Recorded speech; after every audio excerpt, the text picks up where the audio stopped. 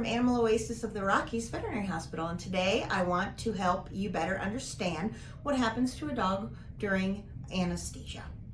And this is my assistant Lisa. She will be helping me by asking some questions.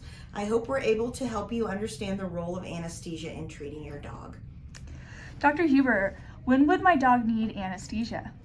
Lisa, anesthesia is an important part of medical procedures when we're doing something like spays and neuters. Those are elective procedures. We also have dogs and cats that require anesthesia for dental procedures, and sometimes they'll come in on an emergency where they require surgery, and that requires anesthesia as well. Great. What are the different types of anesthesia?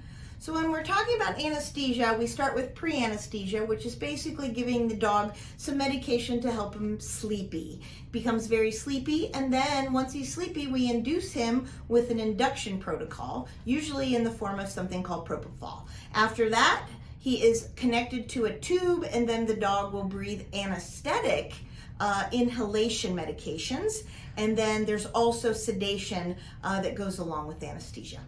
Great. Are particular dog breeds more sensitive to anesthesia? Yes, as a matter of fact, there are some dogs out there that we worry about. Some of them have sensitivities to certain types of medications, and that would be something like an MDR1 dog. Those are usually some of the herding dogs. There are also some sight hounds like greyhounds and things like that that are sensitive to anesthesia.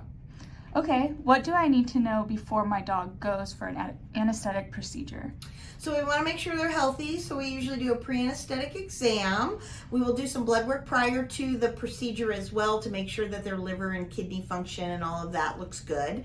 And then we also do a full evaluation with the dog, and again, making sure that they're nice and healthy, that they have a good strong heart, and that all of their examination parameters are normal. And then we also recommend before they come in that they are fasted.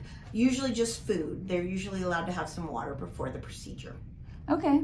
What are some possible complications of anesthesia that my dog could experience? So with anesthesia, there's always a risk, right? And so we're just very thorough in our exam and our pre-anesthetic blood work, making sure that they're nice and healthy. If they do have a complication, sometimes it can be a little bit of a low heart rate or some issues with blood pressure, but we assure that the patients are on all of the monitors that are necessary. We also have a technician monitoring the procedure the entire time.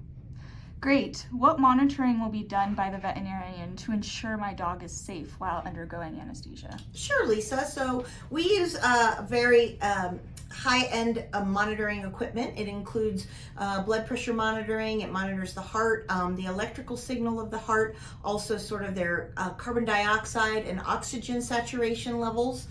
We also have their body temperature. We keep them on a heated surgical table as well as a hot air blanket. Okay, and last question. What do I need to watch for at home after my dog undergoes anesthesia? So when they go under anesthesia, they're usually a little groggy when they come home. So we usually recommend that you keep them in a nice quiet place. You want to make sure that their gum color is nice and pink and that they're eating and drinking and going to the bathroom normally. Great, thank you so much.